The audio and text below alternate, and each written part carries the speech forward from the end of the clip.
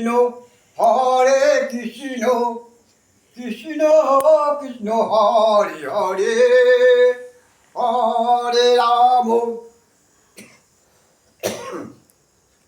আজকে আমাদের এই প্রদীপটা জ্বালাতে হয়, ভূত অমাবস্যা আজকে, সেই জন্য বাড়ির দরজায় ও ঠাকুরের সামনে প্রদীপ দিতে হয়।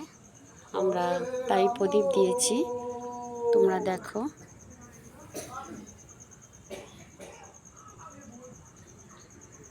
ঠাকুরের সামনে দিয়েছি আর বাইরে দুটো দেওয়া হয়েছে। এক একটা প্রদীপের 4টে করে দীপ জ্বলছে।